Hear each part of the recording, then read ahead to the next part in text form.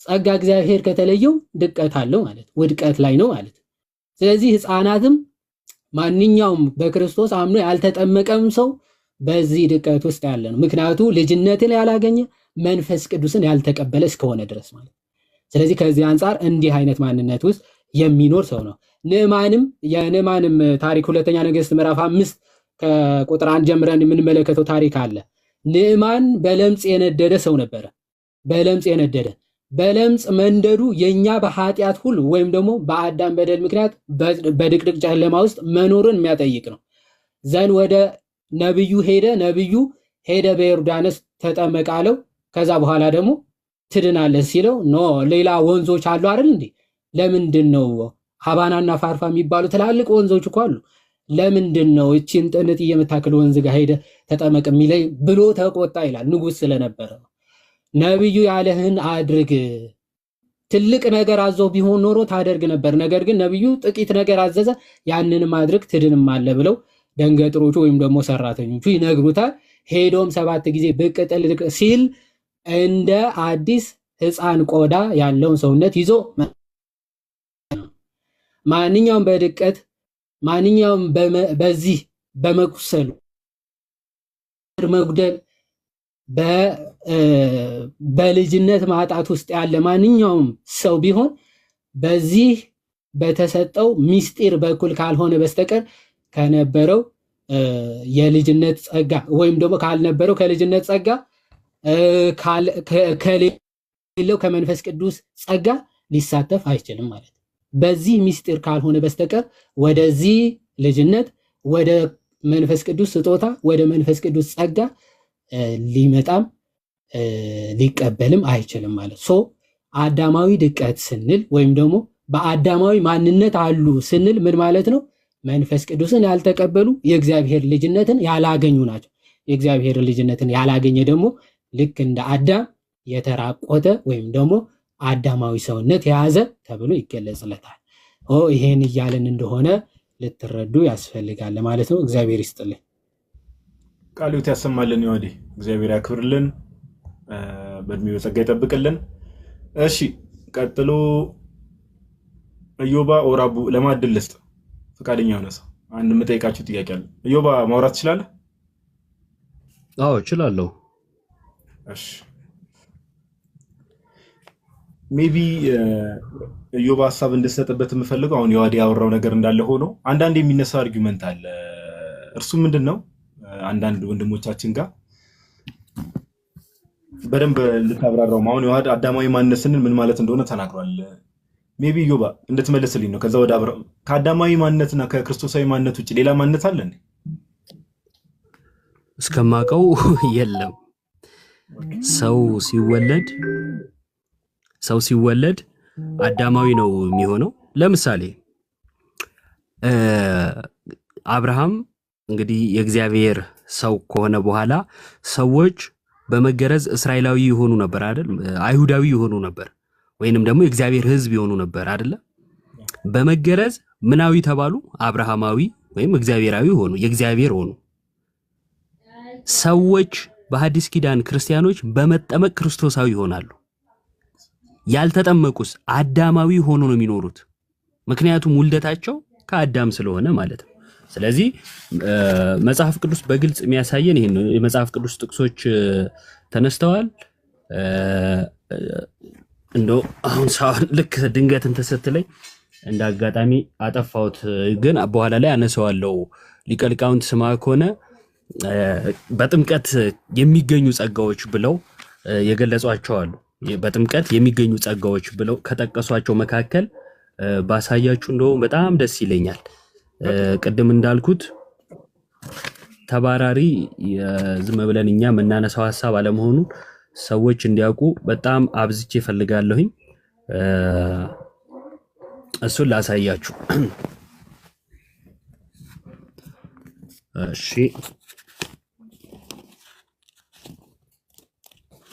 ይቅርታ አድርጉልኝ፣ በጣም ጋዲ ነው ድንገት አስደንግጦኝ እዚህ እንዲህ እንደሆነ ያደረገኝ እንጂ አስቀምጬው ግን እንትን አልያዝኩበትም ነበር። የሚገርመው ነገርና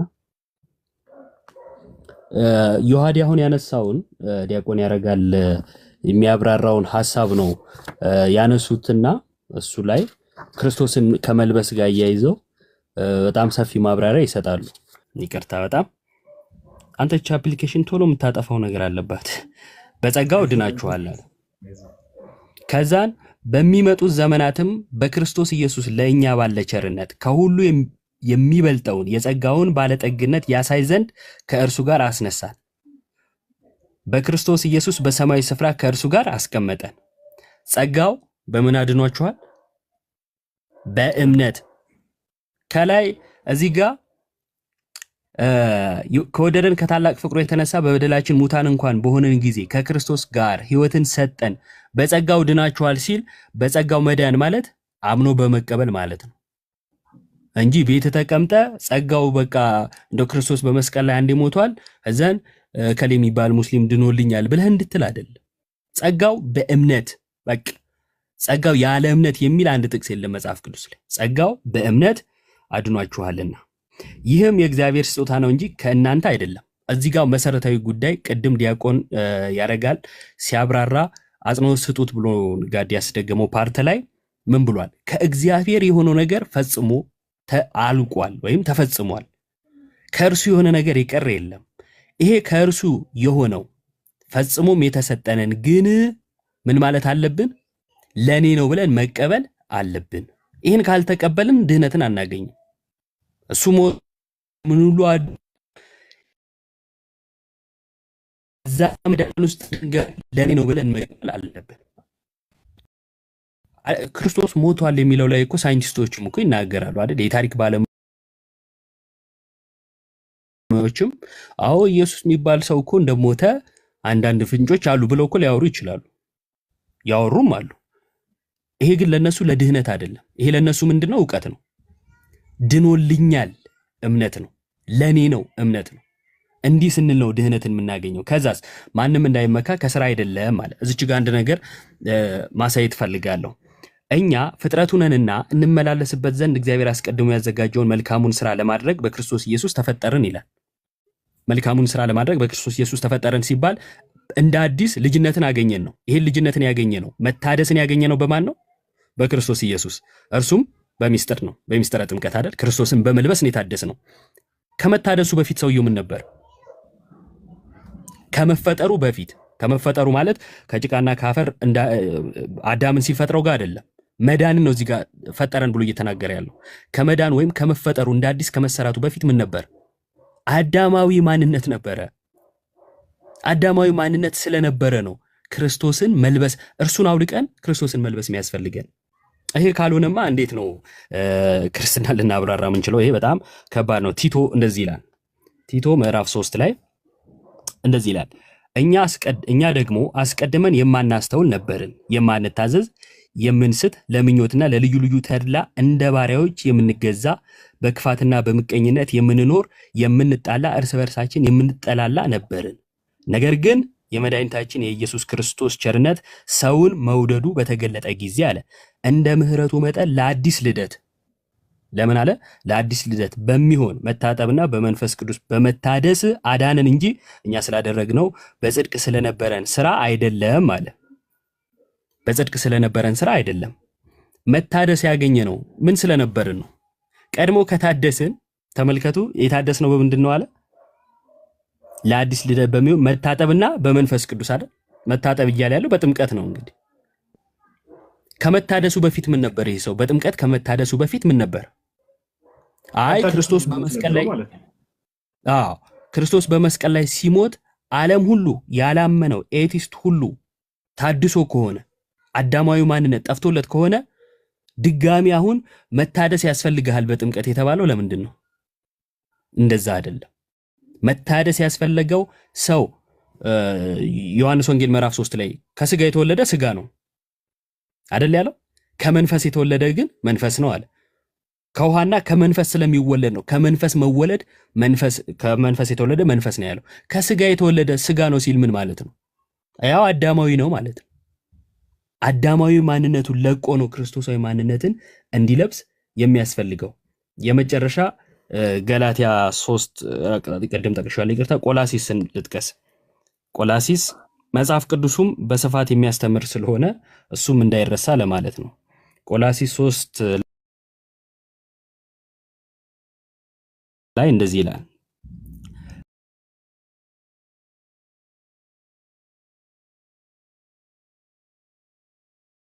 እርስ በርሳችሁ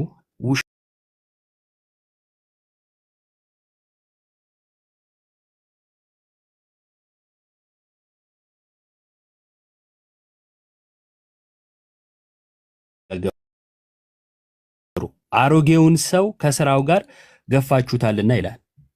አሮጌውን ምን አለ? ሰው ገፋችሁታልና ነው የሚለው። የበጎ ህሊና የምንለምነው እንዴት ነው? በኢየሱስ ክርስቶስ ትንሣኤ ምን በማድረግ በመጠመቅ የምናገኘው በዚህ ነው እያለ ነው። የበጎ ህሊና ያላገኘ ሰው ምናዊ ህሊና ነው ያለው? ተፈጥሯዊ ህሊና አይደል? ወይም ስጋዊ ህሊና። ስጋዊ ህሊናችንን ወይንም ደግሞ ተፈጥሯዊ ማንነታችንን ለማራገፍ ምን አስፈለገን አለ? ይህም ውሃ ደግሞ ማለት ጥምቀት ምሳሌ ሆኖ አሁን ያድነናል ብሎ ተናገረ። ስለዚህ ስጠቀልለው ሰው ሁሉ እንግዲህ ሰው ሁሉ ኃጢአትን ሰርቷል፣ በድሏል። የእግዚአብሔር ጸጋ ያስፈልገዋል ከዛ ለመውጣት። የእግዚአብሔር ጸጋ ደግሞ ተገለጠ። ዮሐንስ ወንጌል ምዕራፍ 1 ላይ ሕግ በሙሴ ተሰጥቶ ነበር፣ ጸጋና እውነት ግን በማን ሆነ ይላል?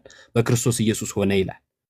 ይሄ በክርስቶስ ኢየሱስ የሆነውን ጸጋ እንዴት እንቀበል ሲባል ደግሞ እዛው ዮሐንስ ወንጌል ላይ ለተቀበሉት በስሙ ለሚያምኑት ለነርሱ የእግዚአብሔር ልጆች የሆኑ ዘንድ ስልጣንን ሰጣቸው አለ። ለማ ለተቀበሉት። ዝም ብሎ ከእናት ከአባት የተወለደ ሁሉ አይደለም የሚለው። እሱ ስጋዊ ውልደት ነው። ከስጋ የተወለደ ስጋ ነው። ከመንፈስ መወለድ ያስፈልጋል። ምን ለመሆን? ልጅ ለመሆን። ልጅ ካልሆነ ጸጋ የሚባል የለውም። ልክ ቅድም አራት አይና አባት ቅድም ያሳየነው ቪዲዮ ላይ እንደተናገሩት አንተ የምታወርሰው ለልጅህ ነው። ስለዚህ ውርስ ለመቀበል እሱ ምን መሆን አለበት? ልጅ መሆን አለበት። ልጅ ባልሆነበት ሁኔታ ምን አያገኝም? የአባቱን ውርስ ሊያገኝ አይችልም። ስለዚህ ጸጋን ለማግኘት እርሱ ልጅ መሆን አለበት። ልጅነትን የሚቀበለው ደግሞ አምኖ በመጠመቅ ነው። አምኖ በመጠመቅ ልጅነትን ሲያገኝ የአባቱን ሀብት ይካፈላል።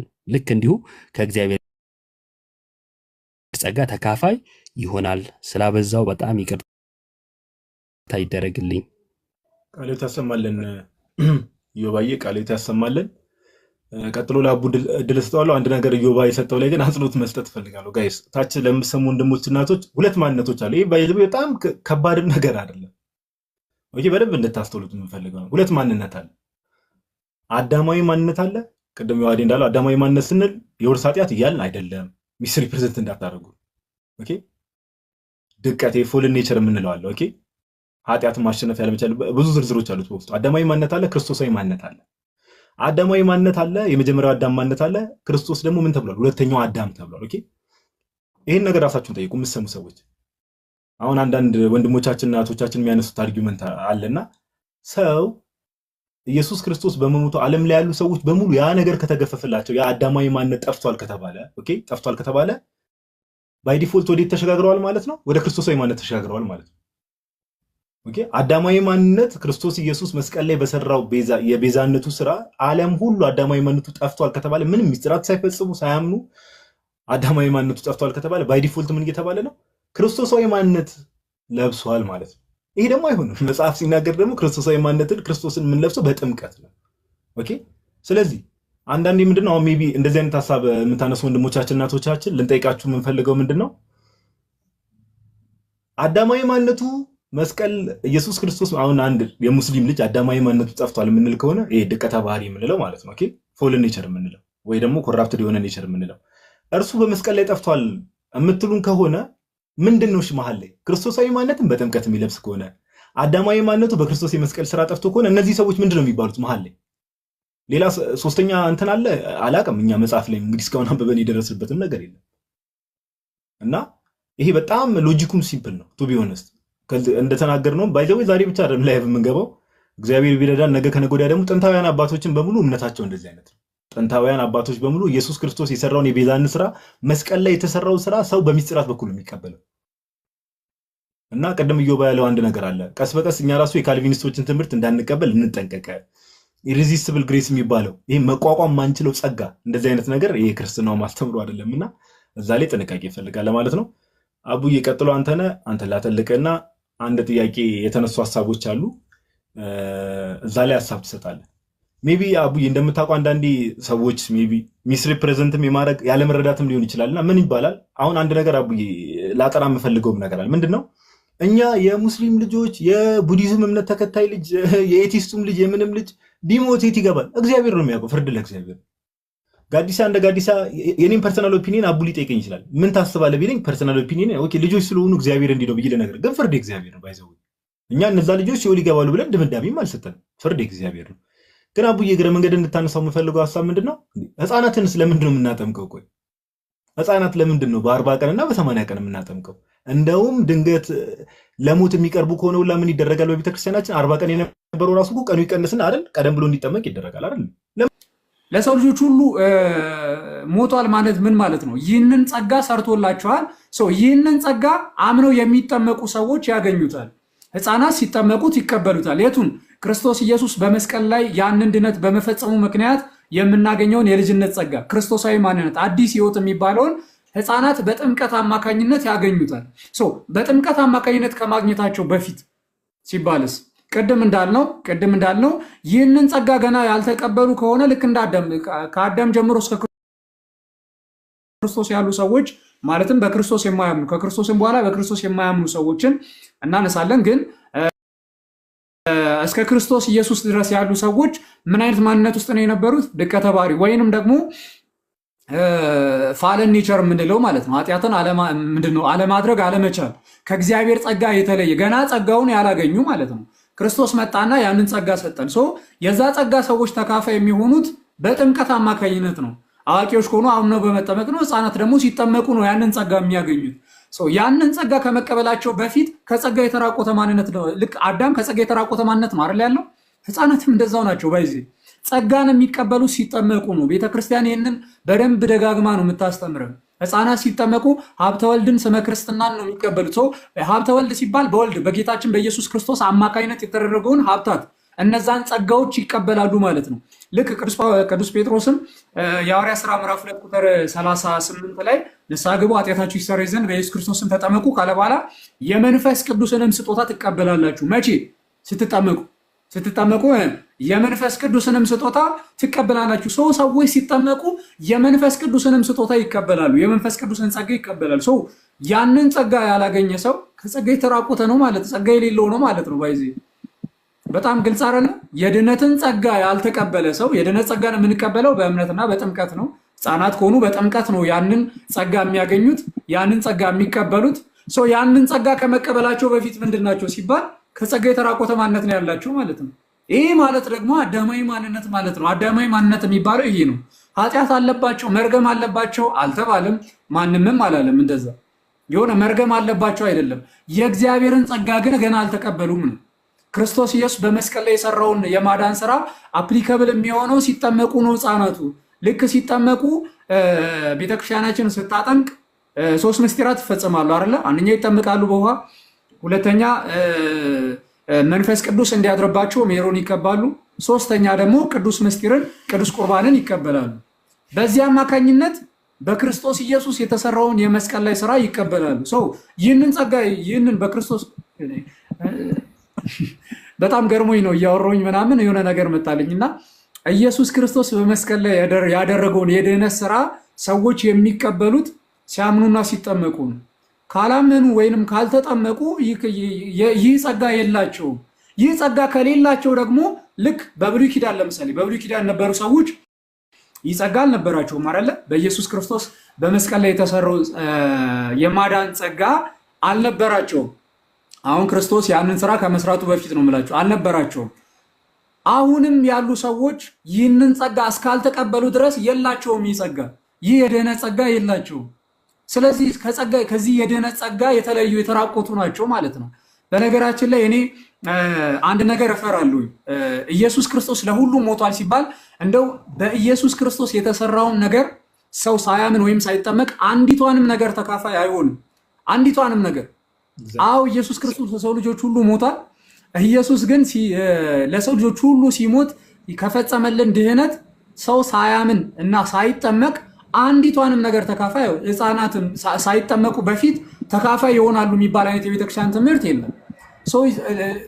ኢየሱስ ለሙስሊሙም ለአህዛቡም ለመናፍቁም ለሁሉም ሞቷል ሲባል ክርስቶስ ኢየሱስ ከሰራው የድህነት ጸጋ የሆነ የተካፈሉት ነገር ነው።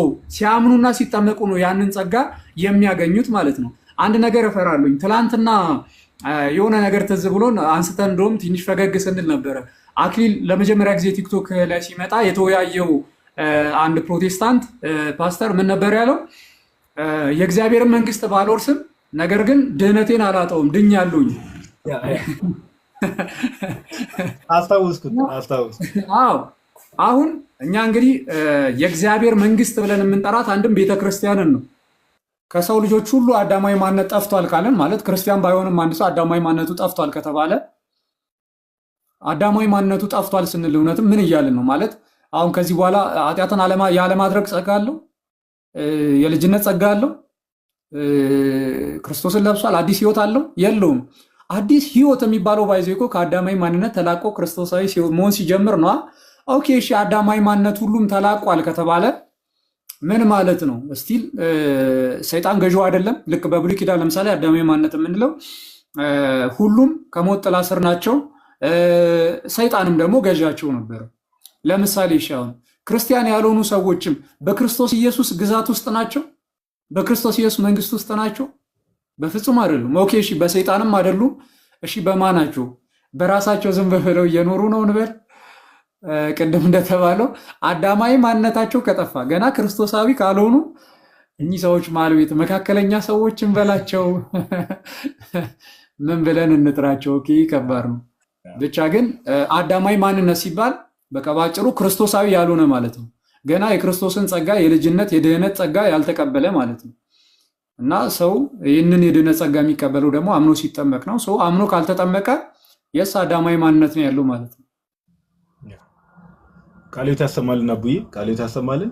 እዚህ ላይ ሜቢ ታች ለሚሰሙ ወንድሞቻችን እናቶቻችን ኢቭን አሁን ወርስ ኬስ ሲናሪዮ አቡዬ፣ አሁን እኛ የውርስ ኃጢአትም አናምን። በእርግጥ የውርስ ኃጢአት የሚያምኑ ራሱ ለምሳሌ ኦገስቲን ነው አይደል? የውርስ ኃጢአት ሲባል ሁሌ የሚነሳው ኦገስቲን ባይ ዘ ዌይ የህፃናት ጥምቀት ላይ ሜሪትስ ኤንድ ሪሚሽን ኦፍ ሲንስ ከኢንፋንት ባፕቲዝም ጋር በተገናኘ ያስተማረበት ክፍል አለ እና ኦገስቲን ራሱ የውርስ ኃጢአት አለ ብሎ የሚያምነው ሰውዬ ራሱ ኦገስቲን ራሱ ምንድነው የሚለው አቡ የኃጢአት ስርየትን ያንን ከአዳም የመጣውን የውርስ ኃጢአት ህፃናት ራሱ ይዘው ነው የሚወለዱ። ስለዚህ በልጅነት መጠመቅ አለባቸው ያ የውርስ ኃጢአት እንዲጠፋላቸው ነው የሚለው የውርስ ኃጢአት አማኙ ራሱ ኦገስቲን ራሱ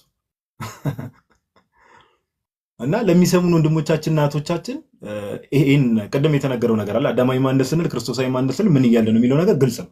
መጽሐፍ ቅዱስም ግልጽ ነው። አባቶችም የቤተክርስቲያን ሊቃውንትንም አቀርበናል። ግን ወርስ ኬስ ሲናሪዮ እኛ የውርስ ኃጢአት አምነንም አይደለም የውርስ ኃጢአት የሚያምኑ ራሱ የቀደሙት የቤተክርስቲያን ሊቃውንት ኦገስቲን አሁን ለምሳሌ ኢስተርኖች ጋር ብትሄዱ እንደውም ቅዱስ ተብሎ ነው ቅዱስ ኦገስቲን ነው የሚባለው፣ ሴንት ኦገስቲን ተብሎ ነው የሚጠራውና የውርስ ኃጢአት አማኝ ቢሆንም ስቲል አት ዘ ሴም ታይም ግን ምን ይላል? ህፃናት መጠመቅ ያለባቸው ያ የውርስ ኃጢአት ሲወለዱ ሚዘውስ ስለሚወለዱ።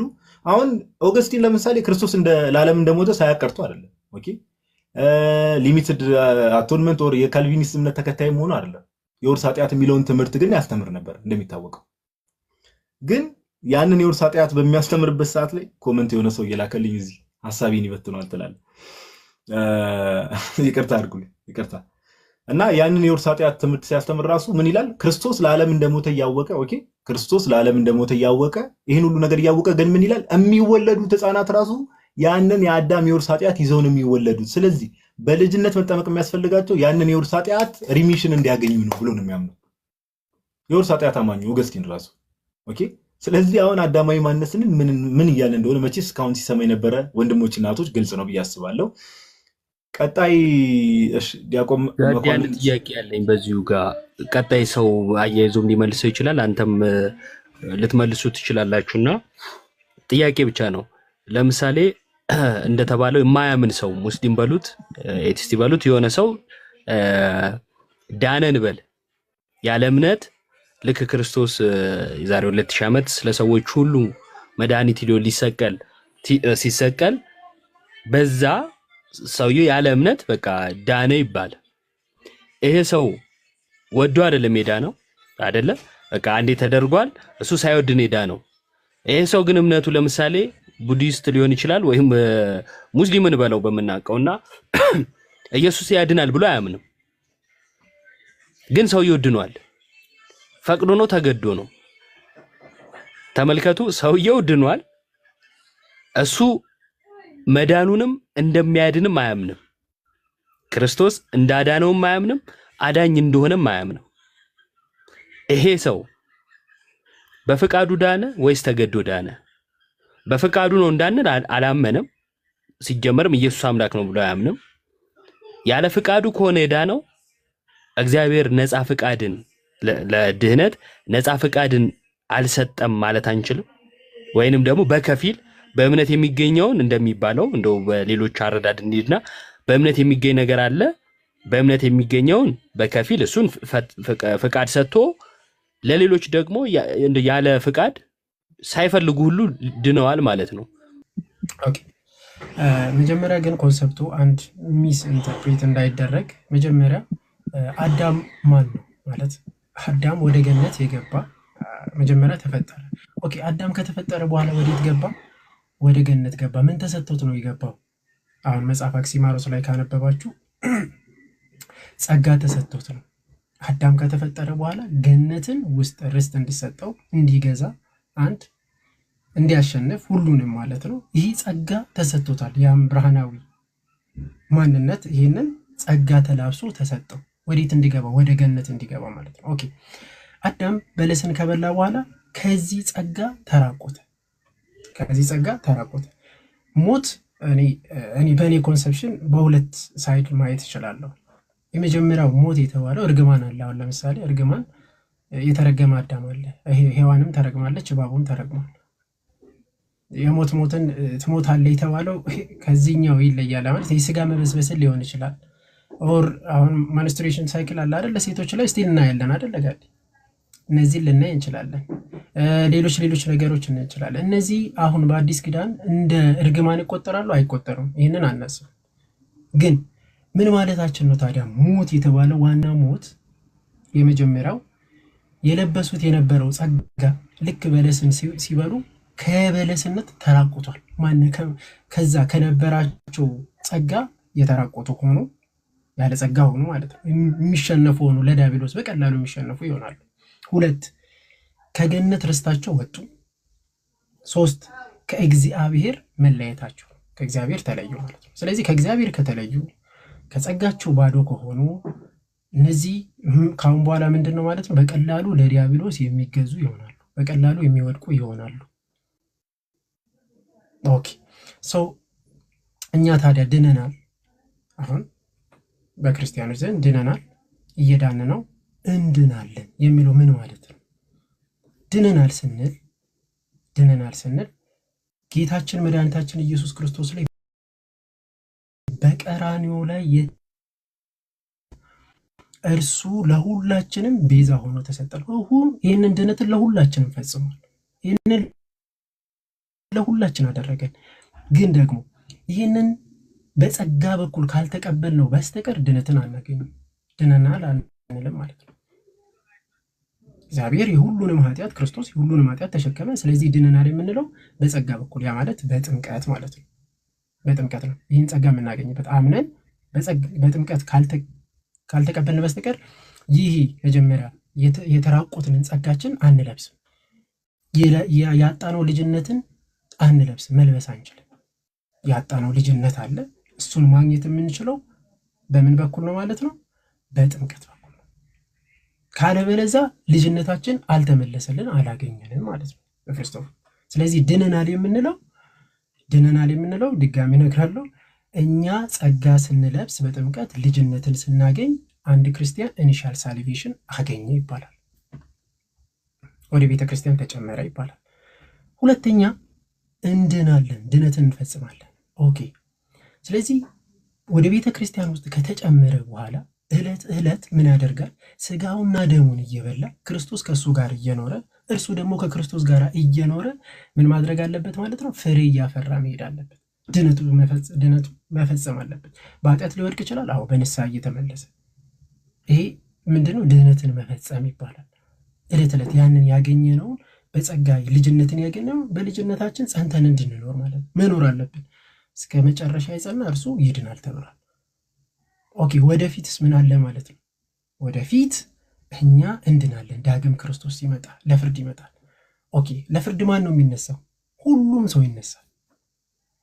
ሁሉም ሰው፣ ሙስሊሙም፣ ፓጋኑም፣ የትኛውም ሰው ይነሳል። ግን ቢነሳስ ለፍርድ የሚነሳ እነዚህ ቢሆኑም በቀኙ የሚሆኑት ወድ ጸጋን የለበሱ ድነታቸውን የፈጸሙ እንድናለን ብለን ምናምነው እኛ በቀኙ እንቆማለን ብለን ተስፋ እናደርጋለን።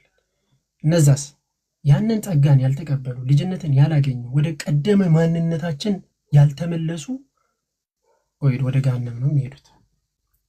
ድነናል ስንል እንድናለን ስንል ድነታችን ፈጽማለን ስንል እንድናለን ወደፊት ስንል ይሄንን ነው እያልን ያለ ነው ማለት ነው። ይሄ መታደስን ከምን ጋር ነው የሚያያይዘው? ከልጅነት ጋር። ልጅነት ደግሞ ምን ማለት ነው? ጥምቀት፣ በጥምቀት የሚገኘው ጸጋ ማለት ነው። እዚህ አንድምታ በዚህ ይስቀምጣል። ኦኬ፣ ምዕራፍ 5 ሮሜን ደግሞ ሲያብራራ በደንብ ተመልከቱ። ሮሜ ምዕራፍ 5 ኦኬ፣ በደንብ ይወትችን ማለት ሮሜ ምዕራፍ 5 ማለት እንግዲህ በአንዱ አዳም ምክንያት ዓለም ሞት ነገሰ የሚለውን ማለት ነው። ይሄንን ሲያብራራ ወደ ታች ዝቅ ብሎ እንዲህ ይላል። ትንሽ አይታይም መሰለኝ። ዙም ማድረግ ያለብን አድርጋ አንብቦ ችግር የለው። አሁን አሪፍ ነው። ትንሽ ቆይ ልቅረብ።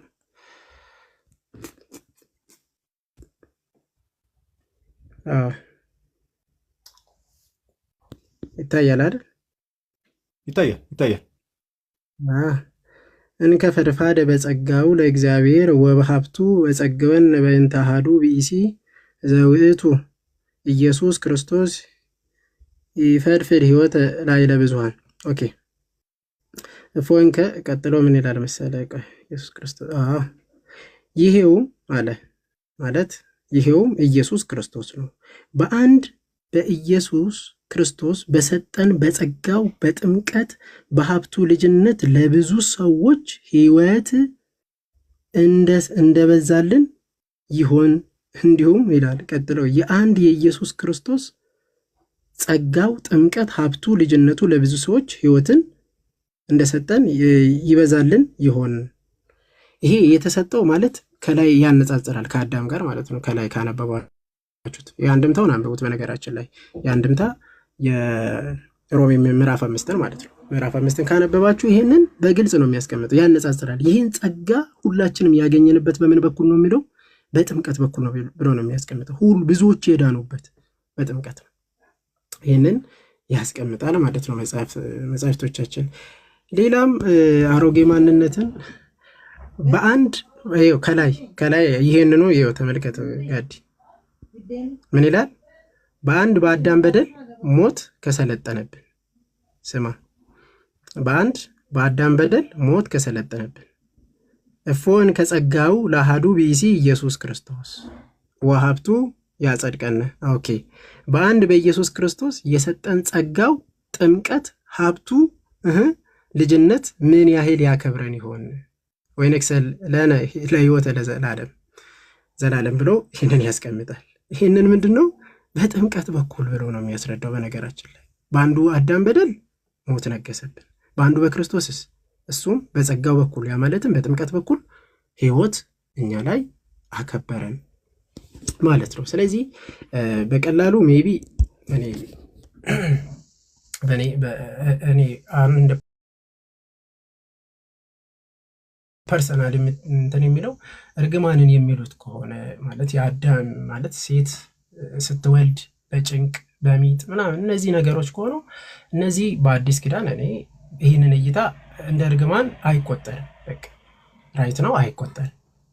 እርግማን ብለን አንየው ከክርስቶስ ከተሰቀለ በኋላ። ግን ዋናው የሰው ልጅ ሞት የተባለው ከእግዚአብሔር መለየት፣ ከጸጋው መራቆት፣ ይህንን አዳም ከገነት ከወጣ በኋላ ያንን ማንነት መያዝ ማለት ነው። ይህንን ይዞ ወደ ገነት መሄድ አይችልም።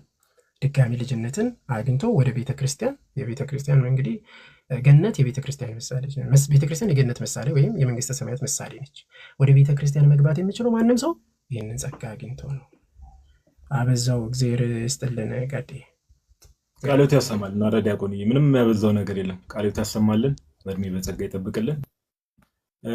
አንድ ነገር አሁንም እዚህ ላይ ዲያቆን መኳንንት ያነሳው ላይ ምን እያልን አይደለም የሚለው ነገር ላይ ትኩረት እናድርግ። ከቅድም ጀምሮ ሚስር ፕሬዘንት የምንደረግባቸውን የተለያዩ አይዲያዎችን ስናነሳ ነበርና የውርስ ኃጢአት እናምናለን እያልን አይደለም፣ ብዙ ነገሮችን ስናነሳ ነበር። አሁንም ስቲል ገነት ለሰው ሁሉ አልተከፈተም እያልን አይደለም። በዚህ መልኩ ሚስር ፕሬዘንት የሚያደርጉን ሰዎችም ስላሉ ነው። ገነት ለሰዎች ሁሉ አልተከፈተም እያልን አይደለም፣ ተከፍቷል። ነገር ግን መግባት የሚችሉ ሰዎች ምን ማድረግ የቻሉ ናቸው? በክርስቶስ ኢየሱስ አምነው ሚስጥራቱን የሚሳተፉ ሰዎች ናቸው ወደ ገነት መግባት የሚችሉት። ኦኬ፣ ወደ ገነት ስለ አዲስ ኪዳን ነው የምናወራው። ጌታችን በስጋ ከተገለጠበት ጊዜ ጀምሮ ያለውን ነገር ነው የምናወራው። ስለዚህ ምንድነው አሜን ብለው መቀበል ነው እንጂ ከዛ ውጭ ከሆኑ ግን ስጦታውም ማዳኑም ተሳታፊ አይሆኑም ማለት ነው። እንደውም ጋዲ እንትን አስቀየርከኝ ላወራ ካሰብኩትና ሴንት ከቀደሙ አባቶች እስቲ እንጥቀስና ሴንት ሰቨረስ ኦፍ አንቲዮክ ኮንትራግራም 1 ላይ ሴክሽን 200 ላይ የሚናገረው ነገር አለ እና ምንድን የሚለው we being made worthily on the original harmony ካለ በኋላ have become partakers of the divine nature. By participation, we have received divine gifts in immortality, which had been lost to us on account of the trespass of Adam. በአዳም ምክንያት ያጣነውን ጸጋ በአዳም ምክንያት ሟቲ የሆነውን በማዳኑ በመሳተፍ ያንን ድህነት በመካፈል ኦኬ ያንን ነገር መልሰን ማግኘታችንን ቅዱስ ሳዊሮስ ዘአንጾኪያ ሜንሽን አድርጎ ተናግሮታል ማለት ነው። ይህ ያጣነው ነገር ምንድነው? ዋናው ነገር ያጣነው ነገር ምንድነው? የተሰጠን ነገር ምንድነው? ዓለሙንስ ሁሉ አዳነ ስንል ምንድነው መረዳት ያለብን? ቅድም በጣም በወንድሞች በጣም በሰፊው ተብሏል። ብዙም ማብዛት አልፈልግም፣ ግን እስቲ ወደ አንድ ትንቢት ወደ ኋላ ልመልሳችሁ። ሕዝቅኤል 36 ቁጥር 25 እንዲሁም ሕዝቅኤል 11:19ን አንስተን መነጋገር እንችላለን ማለት ነው። አንድምታችንም ምን እንደሚናገር ማለት ነው። እንግዲህ ሁላችሁም እንደምታውቁት ኦኬ፣ ቪዲዮ እንትን ላብራ። ኦኬ፣ ላሳያችሁ። እሺ፣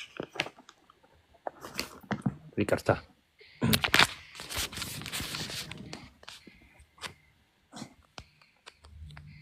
ጋዲ ሶሪ ቪዲዮ ሶሪ። ኧረ ናቲ ችግር የለውም እንዴ፣ ቴክ ዩር ታይም ብራዘር። እሺ አይ ቲንክ እንደዚህ ባሳይ ይሻላል፣ ስክሪፕቶ እንትን ስለሚል ማለት ነው። እሺ 36:25 ላይ አሁን ልብ ብላችሁ ስሙ።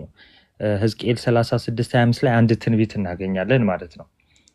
ጥሩም ውሃም ረጭባችኋለሁ እናንተም ትጠራላችሁ የሚል ክፍሉን ታውቁታላችሁ ብዬ እገምታለሁ። እንዲህ ይላል ወንዝህክሙ በማይ ጡር ወትጣሩ ካለ በኋላ በማየ መንዝ በማየ ገቦ ረጫችኋለሁ። አፋዊ ውሳጣዊ ንጹህ ትሆናላችሁ፣ ወይም ደግሞ ውሳጣዊ ንጽ ትነጻላችሁ። ኦኬ እንኩሉ ርኩሰክሙ ወይም ኩሉ ጣዖትክሙ አጠሃረክሙ ካለ በኋላ ከኃጢአት ከጣዖት ከፍዳ ከመርገምም አነጻችኋለሁ ይላል። በምንድን ነው አነጻችኋለሁ ያለው? ጥሩም ውሃ ረጭባችኋለሁ አነጻችኋለሁ ካለ በኋላ በምንድን ነው አለ? በማየ ገቦ። ኦኬ ከክርስቶስ ብለርድ ሆኗል መሰለኝ። ለእናንተ ይታያችኋል። እንትን አንተ አንብቡ፣ ችግር የለውም ያው ጥቅሱ ስለሚታወቅ። እሺ በማየገቦ ወይም ደግሞ ማየገቦ የምንለው ከጌታችን ከመድኃኒታችን ከኢየሱስ ክርስቶስ ጎን ከፈሰሰ ውሃ ማለት ነው። ኦኬ በፈሰሰ ውሃ ረጭባችኋለሁ፣ ከዛስ ትነጻላችሁ። ከምን? ከርኩሰታችሁ። ከምን? ከኃጢአታችሁ፣ ከጣዖታችሁ፣ ከፍዳችሁ፣ ከመርገማችሁ አነጻችኋለሁ ብሎ ትንቢትን ተናግሯል ማለት ነው። ይህንኑ 11 ላይ እዛው ትንቢተ ሕዝቅኤል 11 ላይ ቁጥር 19 ላይ አንድ ልብ እሰጣችኋለሁ ሲል እኔን ብቻ የሚወድ ምንታዊ የሌለው አንድ ልብ እሰጣችኋለሁ ካለ በኋላ አዲስን መንፈስ በውስጣችሁ አኖራለሁ ላለው ለጊዜው መንፈሰ ረድኤት ነው፣ ለኋላው ግን መንፈሰ ልደት አሳድርባችኋለሁ አዲስ አለው። ሁሉም ብልየት አግኝቷችኋልና። እኛ እያወራን ያለነው ስለዚህ ብልየት ነው፣ ስለዚህ እርጅና ነው። ኦኬ አዳም ብልየት አጋጥሞታል። አዳም ብቻ ሳይሆን ደቂቃ አዳም አዳም በራሱ ምሳሌ ልጆችን ከወለደ በኋላ ብልየት አጋጥሞናል። ብልየት ማለት መንፈስ ቅዱስ የራቀው ማለት ነው፣ ያረጀ ማለት ነው። አሁን ልብስ እንግዲህ መቼም ሳይደረግ ሲቆይ ወደ እርጅናም ይመጣል አይደለ? ሲቆሽሽ እንደዛ እንደማለት ማለት ነው። ስለዚህ ለኃጢአት ተገዢ ሆኖ መታደስ የሚፈልገው የአዳም ባህሪ አለ፣ ስጋ አለ። ስለዚህ ይህ ባህሪ ይታደሳል ብሎ ትንቢትን በሕዝቅኤል ነግሮታል። በ11ም ሕዝቅኤል 11ም 36ንም ስታይ በምንድን ነው አለ? ጥሩም ውሃ ረጭባችኋለሁ። ኦኬ ጥሩም ውሃ ረጩባችኋለሁ። ካስታወሳችሁ ዮሐንስ ወንጌል ምዕራፍ 3 ለኒቆዲሞስ ሲያስተምረው ምን አለው? እንዶ ግራ ሲገባው ዳግም መወለድ ያስፈልጋችኋል እያለ ሲነግረው ግራ ሲገባው ኒቆዲሞስ እንዴ ይሄ ነገር እንዴት ነው? እንዴትስ ሊሆን ይችላል ሲለው ምንድን ነው ያለ? አንተ የእስራኤል መምህር ሆነ ይሄ እንዴት አታውቅም ማለት ሰው በትንቢት ተነግሯቸው የሚጠብቁት ነገር ምንድን ነው? መታደስ የሚባል ነገር አለ። ቅድም ተጠቅሷል። ቲቶ 3:5 ላይ ምንድን ነው? ለአዲስ ልደት በሚሆን መታጠብና በመንፈስ ቅዱስ መታደስ አዳነን እንጂ ይላል። ስለዚህ ይሄ መታደስ ምንድን ነው? ንጹህ ልብ ማግኘት። ኦኬ አንድ ልብ መኖር ጌታ ክርስቶስ በተቀደሰ የጥምቀት ውሃ ውስጥ ያቀረበልን ከዲያብሎስና ከኃጢአት ምርኮ መለሰን። በምን? በጥምቀቱ በኩል ማለት ነው። ኦኬ እንደ ፈጣሪያችን መልክ እያንዳንዳችንን አዲስ ሰው አደረገን። የድንጋዩን ልብ ከአካላችን አውጥቶ መንፈሳዊ የስጋ ልብ ሰጠን። ሰው ይሄ ብልየት ኦኬ አሮጌው ሰው የሚባለው ይሄ ነው። አሮጌ ማንነት፣ የድንጋይ ልብ ኦኬ ተቀበዝባዥ፣ እሾህና አሜኬላ የበዛበት፣ ክርስቶስ የሌለው፣ ክርስቶስን ያለበሰ፣ መንፈስ ቅዱስ የሌለው። ስለዚህ በመጽሐፍ ቅዱሳችን ብሉይ ኪዳን ላይ ፕሮፌሲዎች አሉ፣ ሲምቦሎች አሉ። ኦኬ ለአዲስ ኪዳን ጥላ ነው። በብሉይ ኪዳን ከተነገረው ትልቁ ትንቢት ምንድን ነው? ኦኬ ከመዳናችን ጋር የሚያያዘው አንደኛው ነገር ምንድን ነው? መታደስ ያስፈልገዋል። ኦኬ መታደስ ያስፈልገዋል። ወደ ልጅነት መመለስ ያስፈልገዋል። ያን ደግሞ የሚሆነው በምንድን ነው? እንግዲህ በቅዱስ መንፈሱ። ኦኬ መንፈስ ቅዱስን ሰው ሳይቀበል እንግዲህ ዓለምን አድኗል ማለት ስለማይቻል በዛ መንገድ ነው። አንድ ነገር ከተፈቀደልኝ ከጨመርኩ ሐዋርያት ሥራ ሶሪ ትንሽ ድምፄ እሺ የሐዋርያት ሥራ ምዕራፍ 26 ከቁጥር 14 እስከ 20 ያለውን ክፍል ታስታውሱታላችሁ። ሐዋርያው ቅዱስ ጳውሎስ እና ኦኬ ይሄንን በቪዲዮ ለማብራት እሺ እንዲህ ይላል። ልብ በሉ አሁን ስሙ። ጌታችን ነው የተናገረው ይሄንን ኦኬ ለሐዋርያው ቅዱስ ጳውሎስ ማለት ነው። 15 ላይ ምን ይላል? እኔም ጌታዬ ማንህ አልኩት። ኦኬ እርሱም አለኝ አንተ የምታሳድደኝ እኔ ኢየሱስ ነኝ ብሎ መልሶለታል። ኦኬ ከዛ በኋላ 16 ላይ ከተናገረ በኋላ ለሰዓት እንዲሆን 17 ላንብላችሁ። የኃጢአትንም ስርየት ኦኬ ልብ በሉ የኃጢአትንም ስርየት በእኔም በማመን በተቀደሱት መካከል ርስትን ያገኙ ዘንድ ርስትን ለማግኘት ኦኬ በተቀደሱት መካከል ርስትን ለማግኘት ምን ያስፈልጋል? በእኔ በማመን በተቀደሱት መካከል ርስትን ያገኙ ዘንድ ከጨለማ ወደ ብርሃን ከሰይጣንም ስልጣን ወደ እግዚአብሔር ዘወር እንዲሉ። ስለዚህ የሰው ልጅ የነበረበትን ነገር ብቻ እያሰባችሁ ኦኬ ዘወር እንዲሉ ዓይናቸውን ትከፍት ዘንድ ከሕዝቡና ወደ እነርሱ ከምልክ ከአሕዛብ አድንሃለሁ ይለዋል። ስለዚህ ሰው ልጅ መዳን ማለት ከጨለማ ወደ ብርሃን መምጣት፣ ከሞት ወደ ሕይወት መምጣት ነው። ኦኬ መዳን ማለት ነው። የመጀመሪያው ነገር ሰው በመውደቅ ውስጥ ሆኖ ድህነትን ሊያገኝ አይችልም። ሰው በብልየት ውስጥ ሆኖ በእርጅና ውስጥ ሆኖ ሳይታደስ መዳንን ሊያገኝ አይችልም።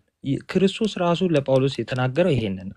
ሰው የኃጢአት ስርየት በእኔም በማመን በተቀደሱት መካከል ርስትን ያገኙ ዘንድ ከጨለማ ወደ ብርሃን እንዲመጡ ኦኬ ስለዚህ በሐዋርያው ቅዱስ ጳውሎስ ስብከቶች ኦኬ በማመን በመጠመቅ ሰዎች ከምን ወዴት ይመጣሉ ማለት ነው? ከጨለማ ወደ ብርሃን ይመጣሉ። ስለዚህ ይሄ ነው ትልቁን ጸጋ።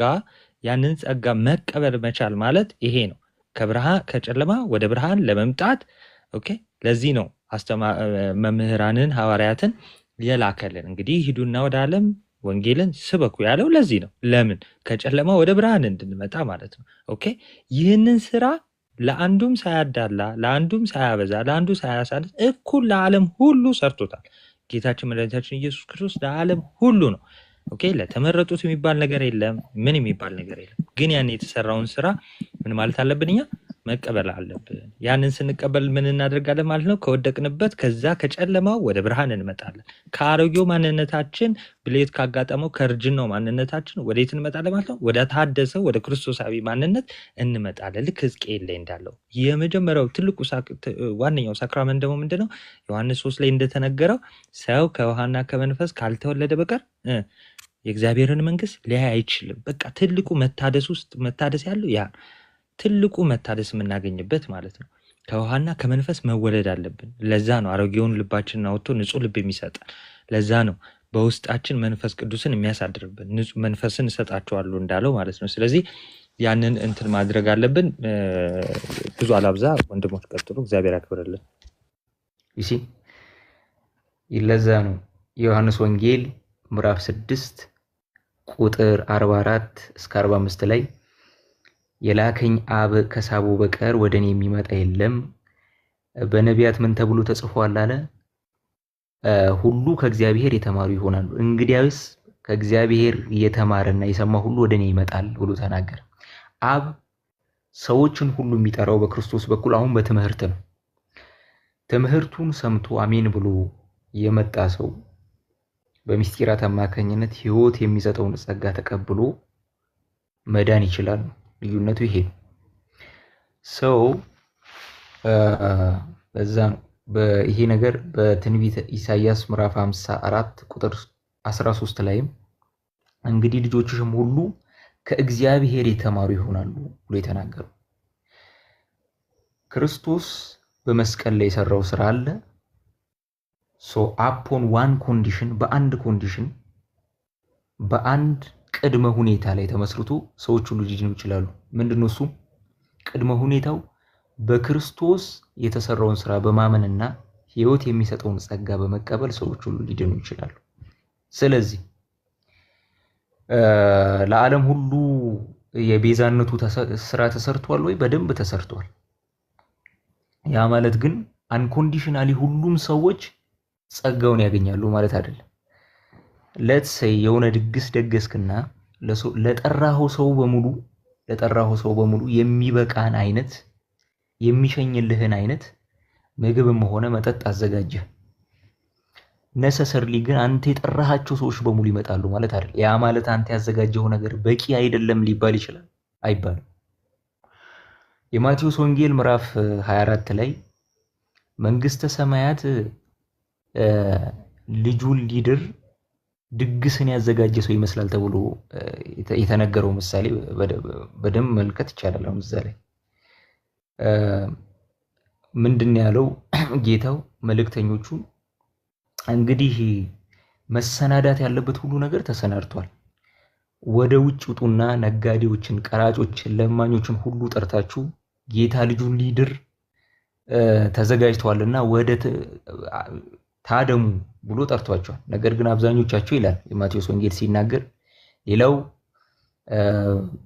የምነግደው ነገር አለኝ ይላል፣ ሌላው መንገድ ሊሄድ ነው ይላል፣ አብዛኞቹ ቀሩ። ስለዚህ ጌታው ምንድን ያደረገው? ሌሎችን ደግሞ ቀራጮችን፣ ለማኞችን ደግሞ እንዲጠሩ አደረገ ማለት ነው። ስለዚህ እግዚአብሔር በትምህርት በኩል በክርስቶስ በኩል ዓለምን በሙሉ ይጠራል። አፖን ዋን ኮንዲሽን ሰዎች ይህንን እድል መጠቀም ይችላሉ ነው። በክርስቶስ በማመን በሚስጢራት በኩል የሚገኘውን ጸጋ በመሳተፍ ሰዎች ሁሉ ሊድኑ ይችላሉ ማለት ነው። ስለዚህ ሐሳብ ከመድገም ባጭሩ እንደዚህ አይነት ጥያቄዎች በዚህ መልኩ ሊመለሱ ይችላሉ። ቴንክ ዩ። ቃልዮት ያሰማልን አቡሻዬ። ያው ሰው ምግብ ላይ ያለው አቋም ጥሩ ስለሆነ በድግስ መልክ ምሳሌ መስጠት ጥሩ ነው። ቶሎ ይገባዋል ሰው። ከትንሣኤ በኋላ ያለው ወቅት የድግስ ወቅት ነው ምናምን ይባላል። ጥሩ ገጠመኝ። እሺ አቡሻዬ ቃልዮት ያሰማልን። ሜቢ ለአንተም እንደ አሳይመንት አቡሻዬ ሜቢ ነገ ወር ከነገ ወዲያ በጥንታውያን አባቶች በእርግጥ እምነታቸው እንደዛ ነው። ጀስት መረጃ እጃችን ላይ ያለ ማስረጃዎች እንዳሉ ሆኖ ተጨማሪ ማስረጃዎች ኮሌክት ማድረግ ካለብን እዚህ ኤሪያ ላይ አንተም እንድትዘጋጅ አቡሻዬ። እሺ እሺ። ቲዮሲስ አለ? ቲዮሲስ ሞስት ፕሮባብሊ ተኝቷል።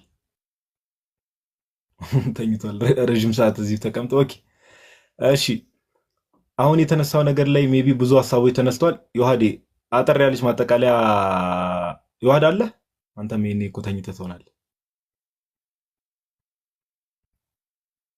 ዮሐድ ጋዲ ሰው እንዳለ ወይ ዮ ጋዲ ወይ ከመጠቃለሉ በፊት ቅድም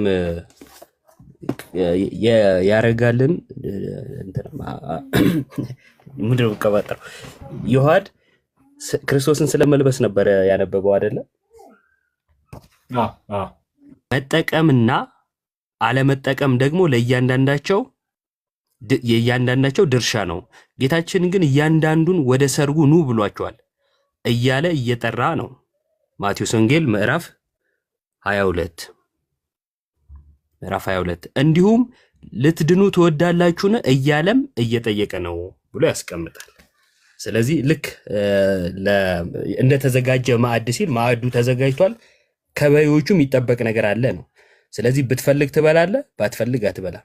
ብትበላ ትጠቀማለህ፣ ባትበላ ጥቅሙ ይቀርብሃል፣ ጉዳት ውስጥ ትወድቃለህ ማለት ነውና መዳን እንደዚህ ተገልጿል። በቤተክርስቲያናችን ውስጥ ካሉ በጣም ከሚወደዱ ቴዎሎጂያን ተብለው ከሚጠሩ በጣም የሚገርም መምህር ነው። በነገራችን ላይ ሁላችንም በጸሎት ልናስበው ረጅም እድሜ እንዲሰጥልን በቤቱ እንዲያጸናልን ልንመኘው ልንሳሳለት የሚገባ መምህር ነው። እንደው ትምህርቶቹን በተከታተለን ቁጥር በጣም ረቂቅ የሆኑ ነገሮችን የሚያሳይ ርቱ አንደበት የሆነ መምህር ነውና ዲያቆን ያረጋል እግዚአብሔር ረጅም የአገልግሎት ዘመን ይስጥልን ለማለት ወዳለሁኝ። ይሄን ይመስላል። ቃልዮት ያሰማልን ኢዮባዬ፣ ቃልዮት ያሰማልን። ዛሬ ምን አለን የሚለውን ነገር የተነገሩ ነገሮች አሉ። ብዙ በጣም ጥሩ ጥሩ ሀሳቦች በወንድሞች ተነስተዋል። ኦኬ ጥሩ ጥሩ ሀሳቦች ተነስተዋል። ዛሬ ምን አለን ምን አለን ምን አላለም ምን አንልም ነበር። አንድ ነገር እንደው እዚህ ጋር ታች ሆናችሁ ለምትሰሙ አንዳንድ ሰዎች እንዲሁ በስሜታዊነት የሆነ እየወጡ እንዲህ ማለትም ከብዶን አይደለም። ቱ ቢሆንስ እንደሚታወቀው ነው አቡዬ አሪዮስ ተብለናል። በየቪዲዮ እዚህ ጋር ያሉ ብዙ ወንድሞች ሜንሽን እየተደረገ እናንተ አሪዮስ ተብለናል፣ ብዙ ነገር ተብለናል። አሁን ደግሞ ታድሶ ኦር እንደዚህ እና እንደው አንዳንዴ የቤተክርስቲያንን ትምህርት ብናውቅ እንደው ዝም ብለን አንዳንዴ አፋችንን ስንከፍት የሚሰሙ ሰዎች ሊኖሩ ይችላሉ። እኛ አይደለንም ከኛ ውጭ ሌሎች የሚሰሙ ሰዎች ከኛ የበለጠ የሚያውቁ ሰዎች ሊኖሩ ስለሚችሉ ዝም ብለን እንደው አፋችንን ባንከፍት የታናሽ ወንድሜ መከር ነውና ዛሬ ምን ሐሳቦች ተነሱ? ምን ሐሳቦች ተነሱ ሲባል አዳማዊ ማንነት ስንል ምን ማለት ነው የሚለው ነገር በደንብ ተብራርቷል። ኦኬ ሁለት አይነት ማንነት ነው ያለው። በደንብ አስቡ፣ በደንብ አዳምጡ። ሁለት አይነት ማንነት ነው ያለው። አዳማዊ ማንነት አለ፣ ክርስቶሳዊ ማንነት አለ። ኦኬ ሰው የትኛውም ሰው ሕፃናትንም ጨምሮ የትኛውም ሰው በክርስቶስ ኢየሱስ አምኖ ሲጠመቅ ነው። ኦኬ በኢየሱስ ክርስቶስ አምኖ ሲጠመቅ ነው ምንም ይሆነው። በኢየሱስ ክርስቶስ አምኖ ሲጠመቅ ነው ምንም ይሆነው ክርስቶስን የሚለብሰው። ኤፌሶን 2:10 ላይ በክርስቶስ ኢየሱስ ተፈጥራችኋል ሲባል ያ አዲስ ፍጥረት የምንሆነው በኢየሱስ ክርስቶስ አምነን ስንጠመቅ ነው። ስለዚህ ሰው አምኖ ሲጠመቅ ከሆነ ክርስቶስ ኢየሱስን የሚለብሰው፣ አምኖ ያልተጠመቀ ሰው ምንድነው ማለት ነው? አዳማዊ ማንነት ነው ያለው ማለት ነው። ኦኬ አዳማዊ ማንነት ነው ያለው። ይሄ በጣም ግልጽ የሆነ ትምህርት ነው። ይዘው ትምህርቱ ራሱ አዳማዊ ማንነትን ምን ማለት ነው ተብሏል? ስንጠመቅ ጸጋ መንፈስ ቅዱስ ከአብራ ከመንፈስ ቅዱስ ነው የምንወለደው። ኦኬ ጸጋዎችን ኃጢአትን ድል የመንሳት የማሸነፍ ኦኬ መንፈስ ቅዱስን የማግኘት የእግዚአብሔር ልጅ የመሆን እነዚህን ሁሉ ብዙ ጸጋዎች አብረን የኃጢአት ስርየት እነዚህን ሁሉ አብረን እናገኛለን። አት ዘ ሴም ታይም ደግሞ ኦኬ ስንጠመቅ ይሄን የምናገኝ ከሆነ ሰው አምኖ ካልተጠመቀ ደግሞ እነዚህን ጸጋዎች አያገኝም ማለት ነው። which means ኃጢአትን ድል የማሸነፍ ኃጢአትን ድል መንሳት አይችልም። ክርስቶሳዊ ማንነት የሌለው ሰው ኃጢአትን ድል የመንሳት አቅም የለውም። የእግዚአብሔር ልጅ አይደለም። ከአብራ ከመንፈስ ቅዱስ አልተወለደም። ኦኬ እነዚህ ሁሉ ደግሞ የማን ናቸው ከተባለ አዳም ከበደለ በኋላ ያለው ማንነት። ስለዚህ ከስጋ የተወለደ ስጋ ነው እንደተባለው አዳማዊ ማንነት የሚባለው ይሄ ነው። ልጆችም በቤተክርስቲያናችን በ40 ቀንና በ80 ቀን ይጠመቃሉ። ከዛ በፊት የሚጠመቁት አዳማዊ ማንነት ስላላቸው ነው። እንዲህ ስንል የውርስ ኃጢአት አለባቸው ያን አይደለም፣ በተደጋጋሚ እንደምንናገረው ኦኬ። ስለዚህ አዳማዊ ማንነት ማለት ይሄ ነው። ልክ ሲጠመቁ ነው ክርስቶሳዊ አምነው ሲጠመቁ ነው ክርስቶሳዊ ማንነትን የሚለብሱት።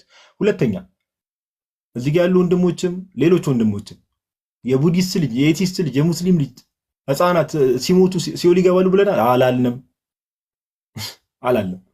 ሲኦል ይገባሉ አላልንም። ፍርድ እግዚአብሔር ነው።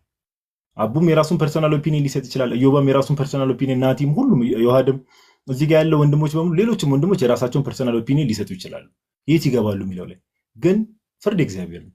ሲኦል ይገባሉ አላለም። ነገር ግን መጽሐፍ ላይ በተገለጠው መሰረት ምን አይነት ማንነት አላቸው የሚለው ግን የተገለጠ ነገር ስለሆነ እሱን እንናገራለን። ኦኬ እነዚህ ነገሮች መጥራት አለባቸው። እነዚህ ነገሮች በአዲስ ኪዳን ስለሆነ ማለት ነው። ከዛ ባለፈ ድነት የሚለው ነገር ላይ ኦርቶዶክሳዊ የነገረ ድነት አስተምሯል አይደለ? ድነናል፣ እየዳንን ነው፣ እንድናለን የሚለው ድነናል ስንል ኢኒሻል ሳልቬሽን ሰው አምኖ ምስጢራትን ሲፈጽም ነው። ኢኒሻል ሳልቬሽን አቴን የሚያደርገው ኢየሱስ ክርስቶስ መስቀል ላይ የሰራውን ስራ አቴን የሚያደርገው የሚያገኘው ምን ሲያደርግ ነው? አምኖ ምስጢራትን ሲፈጽምና ሲፈጽም ብቻ ነው። ከዛ ውጭ በምንም ተአምር ኢኒሻሊ ሰው ድኗል ተብሎ ሊነገርለት አይችልም። ማንም ሰው ድኗል ተብሎ ሊነገርለት አይችልም። ሳልቬሽን ስንል ድነት ስንል ቀጥታ ቃሉ ራሱ የሚገናኙ ከዘላለም ሕይወት ጋር ነው። ኦኬ ሳልቬሽን የምንለው ኢኒሻል ሳልቬሽን ወይም ደግሞ ድህነት የምንለው ነገር ቀጥታ የሚገናኘው ከምን ጋር ነው? ከዘላለም ሕይወት ጋር ነው። ስለዚህ ሰው አንድን ሰው ድኗል ብዬ እኔ አሁን አቡ ድኗል ብዬ ስናገር የዘላለም ሕይወትን አግኝቷል ነው እያልን ያለን፣ ሌላ ነገር አይደለም። ባይዘው ሰው ድኗል ሲባል የዘላለም ሕይወትን አቴን አድርገዋል ነው። ያንን ደግሞ ሰው የሚያደርገው ምን ሲሆን ነው? ምን ሲያደርግ ነው አልኳችሁ? ያንን ሰው የሚያገኘው ምን ሲያደርግ ነው? አምኖ ምስጢራትን ሲፈጽም ድነናል ብለን በፓስት ቴንስ ቅዱስ ጳውሎስ እንደሚናገሩ የምንናገረው ይሄ ሲሆን ነው።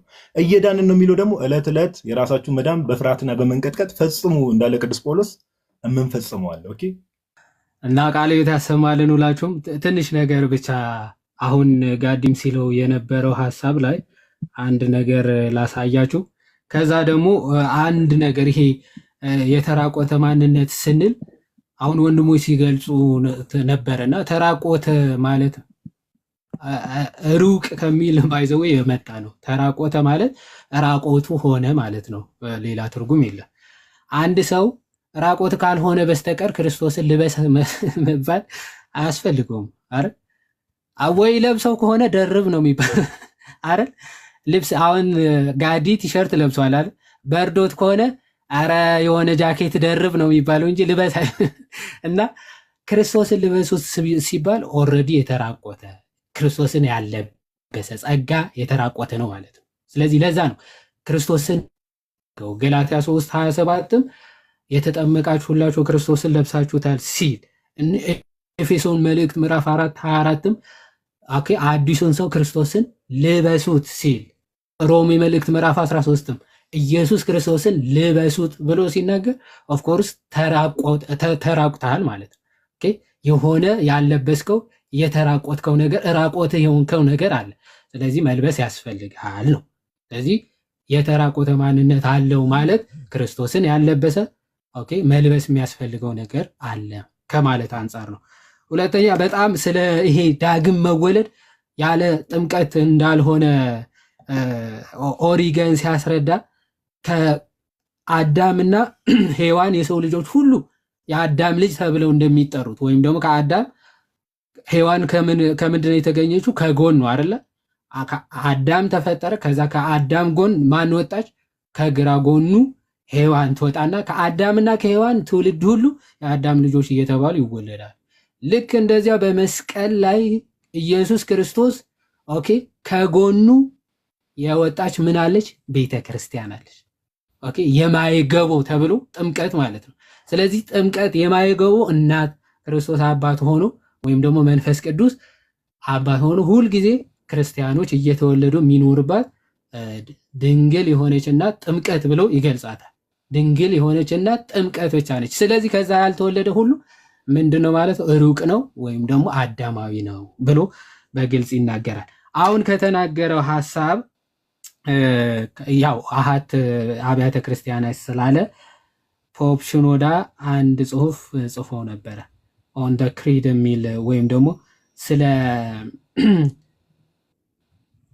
የሃይማኖት መግለጫ ታስታውሱታላችሁ አይደለ?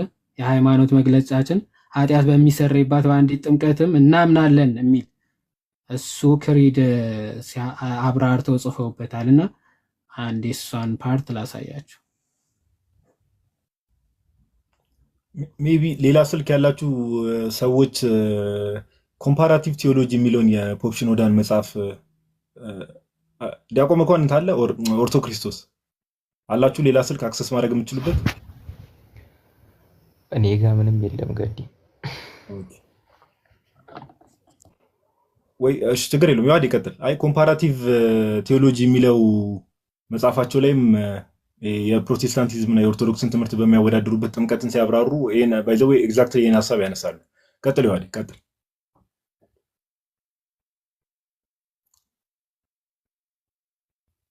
ይዋድ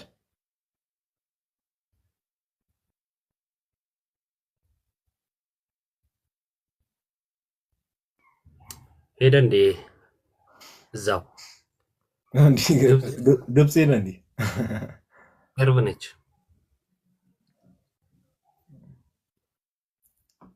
አንተ ራስን ከፍ አታደርግም እንዴ? ምንድነው የምታሳቅቀኝ? ምቾት ላይ ያለ ሰው ቅድሞ ሀሳብ ላይ ግን ሀሳብ መስጠት ፈልጋለሁ ጋዲ። ችግር የለም ችግር የለም።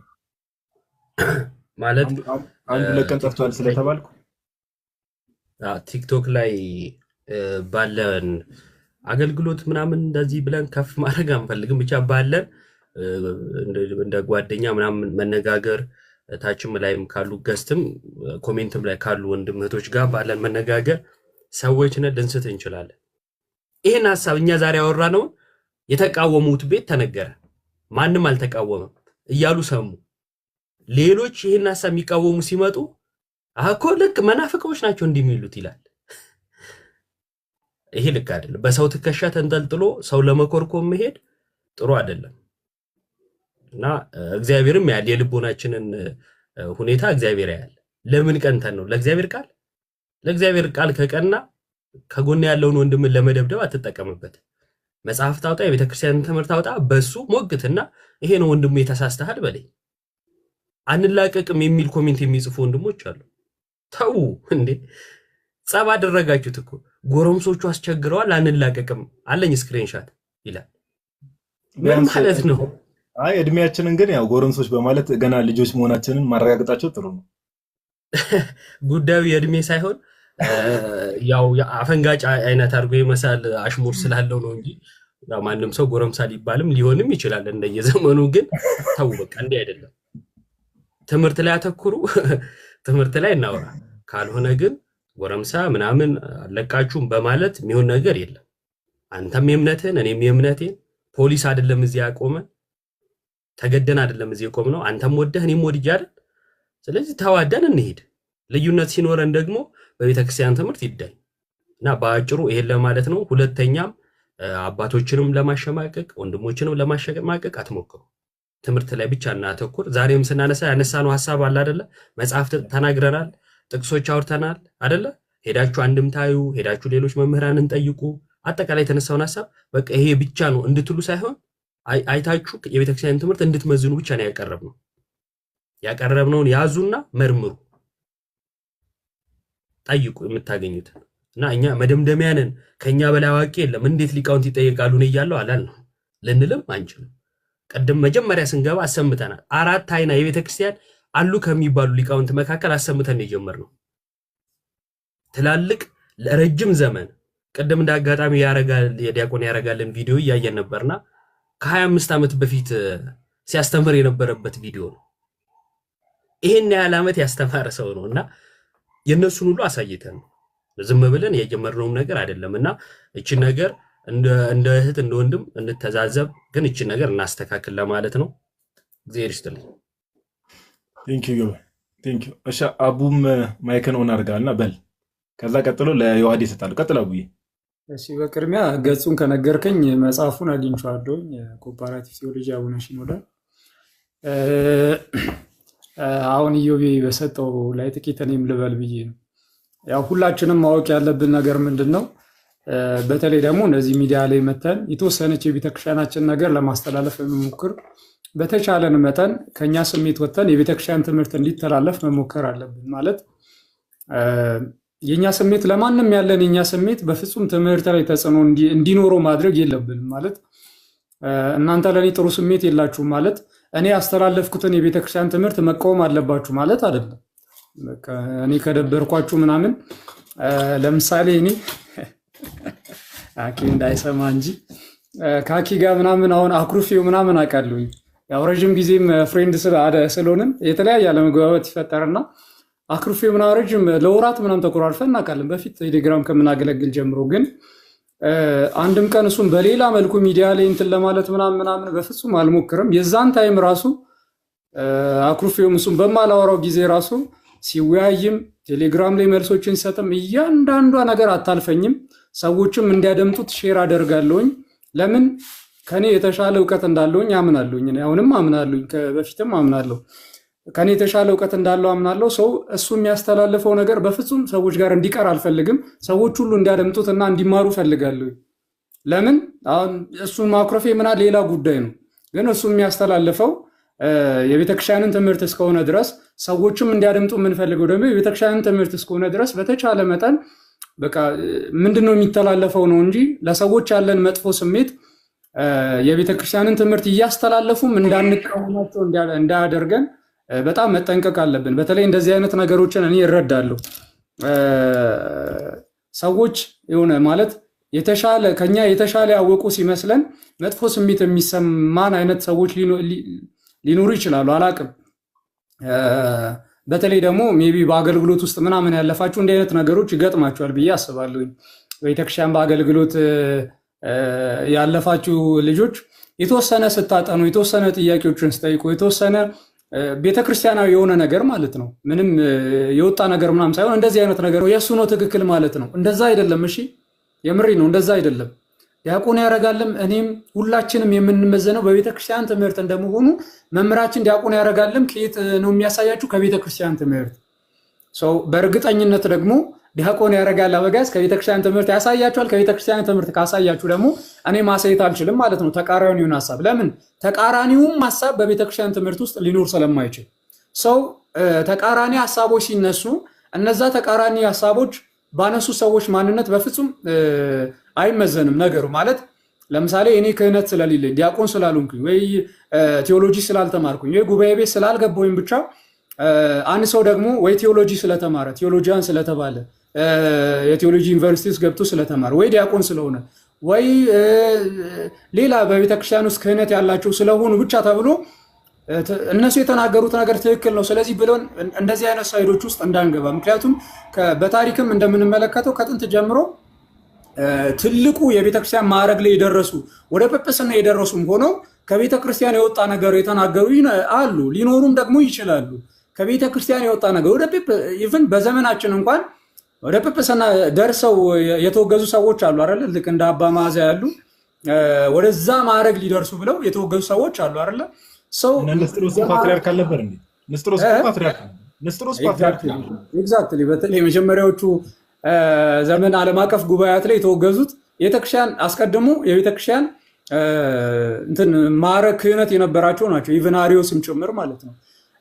ንስጥሮስም አውጣኬሳ ሊዮም በነገራችን ላይ እንግዲህ 451 ላይ ከኛ ከመለየቱ በፊት የኛ አባት እኮ ተብሎ ሊጠራ ይችላል፣ ይጠራልም ደግሞ። ምክንያቱም የሮማ ቤተክርስቲያንም የኛ ቤተክርስቲያን ናት። 451 ላይ ነው የተለያየ ነው። ሰው ጉዳዩ የማዕረግ ጉዳይ አይደለም። ትምህርቱ ያ ሰው ያስተላለፈው ትምህርት የቤተክርስቲያን ነው ወይስ አይደለም? በቃ ያንን ነገር ከቤተክርስቲያን ማሳየት አለበት። ዲያቆን ሆነም አልሆነም ያንን ትምህርት ከቤተክርስቲያን ካሳያችሁ ተቀባይነት ያለው ማን ነው? የቤተክርስቲያንን ትምህርት ያሳያችሁ ሰው ነው። ማንም ይሁን ማን የቤተክርስቲያንን ትምህርት ያሳያችሁ ሰው ነው እንጂ በቃ እንትን ምንድነው ልክ እንደ አኬ የቴዎሎጂ ተማሪ ስላልሆንኩኝ ብቻ ብላችሁ እኔን አልቀበልም እንዳት እኔን አዳምጡኝ ነው የምትላቸው። እኔንም ስሙኝ ነው ጆሮ ውስጡኝ ነው እያልክ ያለው ታዲያ። እና እንደዛም ለማለት ነው። ይበቃኛል። ቃሌት ያሰማልና አቡዬ ጥሩ ሐሳብ ነው፣ ጥሩ ሐሳብ ነው። የምትሰሙትን ነገር በማስረጃ አስደግፋችሁ ስሙ ነው የአቡ ዋናው አጠቅለ ሰውየው ፐርሰናሊቲ ላይ አውተር ካራክተሩ ምናምን ብቻ ሳይሆን በማስረጃ የተደገፈ ነገር ስሙ። በነገራችን ላይ አሁን እኔ ለሰዎችም አእምሮ ልጠንቀቅ። አሁን የኛውንም ሀሳብ ስናቀርብ እንደው አሁን ከዚህ ርዕስ ጋርም በተያያዘ እንደው ተቃራኒ አይነት ሀሳብ ያላቸውን እነሱን ቀጥታ ለማመልከት ምናምን አይደለም። አሁን ባልኩት ሀሳብ ሹርሊ እነሱም ቢሆኑ ይስማማሉ ብዬ አስባለሁ። እነርሱም ቢሆኑ ማንም ሰው መዳኘት ያለበት ቤተክርስቲያን ትምህርት ነው ብለው በደንብ ያምናሉ። ይህንን በደንብ ልናገርላቸው እወዳለሁኝ ማለት ኖ ከቤተክርስቲያን ውጭ ብንሆንም እኛ ትክክል ነን ሊሉ በፍጹም አይችሉም። እኛም ብንሆን የምዳኘው ቤተክርስቲያን ትምህርት ነው ብለው ነው የሚያምኑት። ሁላችንም መዳኘት ያለብን ቤተክርስቲያን ትምህርት ነው ብለው ያምናሉ። እንደው ቴዎሎጂያን ስለሆንኩኝ ወይ ደግሞ ዲያቆን ስለሆንኩኝ ወይ ደግሞ ካህንም ስለሆንኩኝ እኔን ተቀበሉኝ ብለውም እንደዛ ይላሉም አላልንም፣ በፍጹም አይሉምም። እነሱም የሚሉት ምንድን ነው? ሁሉም ሰው መዳኘት ያለበት ቤተክርስቲያን ነው። ሰው እኔ እያልኳቸው ያሉት ግን ምንድን ነው? ምዕመናን ግን ይሄኛው አንደርስታንዲንግ ማለት ሁሉም ጋር ያለው ይሄ ክርስቲያኖች ጋር ሁሉ አባቶቻችንም ጋር ሁሉ ያለው አንደርስታንዲንግ እኛ ጋር ምዕመናንም ጋርም ሁላችንም ጋር ይኑር ነው። ሁላችንም ጋር ይኑር። ያንን ለማለት ነው። ይበቃኛል። ቃሌት ያሰማልን አቡዬ፣ ቃሌት ያሰማልን። ዮሐዴ መታ መጥቻለሁ። ቃሌት ያሰማልን። አተ ቪዲዮ ስከፍት ከሆኑ ያስወረደኝ ምን እንደሆነ አላውቅም። ስልኬ ራሱ ኖርማል አይደለም መሰለኝ። እስኪ አይ ቲንክ አሁን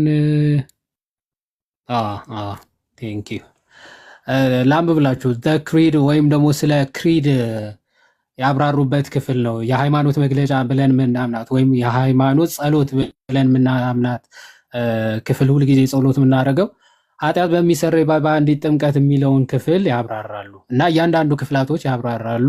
ዘ ክሪድ የሚለው መጽሐፋቸው ላይ ማለት ነው። ፖፕ ሽኖዳ ሳልሳዊ ፕሮፋይሌ ላይ ያሉት ማለት ነው ትላለ። በዚህ አጋጣሚ የሚሞተው አሮጌ ሰው ነው፣ የሚነሳው ደግሞ አዲሱ ሰው ነው ብለው እንዲህ በአማረ መልኩ ይገልጹታል። አባታችን በረከታቸው ይደርብን። አሜን። በጣም ባይዘዊ በጣም ደስ የሚል አባባል ነው። ቅድም ያልኩ ላይ ማቡዬ ገጹን ስለማላስታውሰው ነው። ሜይ ቢ የአባቶችን ትምህርት ይዘን ስንመጣ እናሳያለን እንጂ ኮምፓራቲቭ ቴዎሎጂ ላይም እንደዚህ አይነት ሀሳብ ነው የሚያስቀምጡት። ጥምቀት ማለት በቃ የአሮጌው ማንነት የሚቀበርበት አሮጌው ኦልድ ማን ወይም ደግሞ አሮጌው ሰውነታችን የሚቀበርበት ነው። በቃ ፒሪየድ። የአቡን ቃል ልጠቀም፣ ፒሪየድ። ኦልድ ማን ወይም ደግሞ አሮጌው ማንነታችን የሚባለው አዳማዊ ማንነታችን ነው። ኦፍኮርስ ይህ በጣም ግልጽ የሆነ ትምህርት ነው እና የትኛውንም ነው ሜይ ቢ እዚህ ጋር ለሚሰሙ ሰዎችም ቼክ ማድረግ ከፈለጉ ኮፕቲክ ግብፅ ቤተክርስቲያንም የእኛ ቤተክርስቲያንም ትምህርት እንደሆነ ዛሬ መምህራን ሊቃውንትን ማሰምተናል።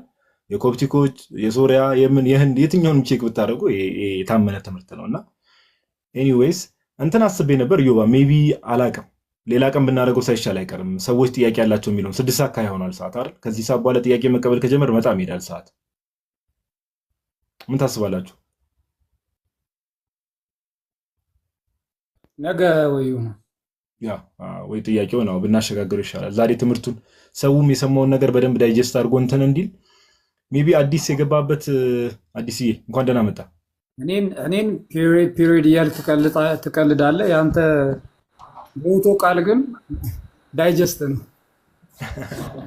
ዳይጀስት የምትለን ደከመን እኮ ማልወፍረው ለካ ስለዛ ነው የበላሁት ነገር እንደው ዳይጀስት እያልኩ እየተፈጨ ምጥጥ ብዬ ነው ለካ አለኩ። ዳይጀስት ቀንስ አንተ ሰውዬ ይቺን ቃል። ጥያቄና መልስ ታችላላችሁ ሰዎች ነገ የምናደርግ ይሆናል ወይ አባቶችን ትምህርት ይዘን ስንመጣ ቀጥታ ከዚህ ጋር በተገናኘ ጥያቄ ያለው ሰው ካለ እኛ ሌላ ፕላን ነበረን ባይዘው እንደው ትክክለኛ ተከታታይ ትምህርቶችንም ነገር ድነስ ጋር በተገናኘ አስበን ነበረ ከቅድስት ሥላሴ ጀምሮ። ያው እንግዲህ ይህ ነገር ስለተነሳ ክላሪፋይ ማድረግ ስላለብንም ነው። እስቲ እነዚህን ሰዎች እነፍታቸው፣ ኮሜንት እነፍታቸውና አዲስ የምትለው ነገር ካለ ጋዲ ሁላችሁንም ቃልዎት ያሰማልን። በጭወትም ቢሆን ሁሉን ነገር ከሞላ ጎደል ሰምቻለሁ። ቃልዎት ያሰማልን። አንድ ነገር ግን ይጎል ነበር። ናታን ጋር የነበረ ቪዲዮ ነበረ፣ እሱንም ቢያሰማም ብዬ ነው። ናታን የትኛው ያውቀዋል? እሱ ያውቀዋል። አንዲት ውዳሴ ማርያም ላይ ያለች ሐሳብ ነበረችና እሷን እንዲያሰማ ነው። ናቲ አንተስ ስለምን እያወራ እንደሆነ ገብቷል? ሜይ ቢ ኢዮባ የቅድሙን እኔ ውስጥ ማሳየት ትችላለህ? ያኛውን ቢ ብሎኝ ነው ኔትወርክ። ኦኬ እሺ፣ እችላለሁ። ማሰማት ነው ማሳየት ነው? እያሳየህ ማሰማትም አንድ ላይ።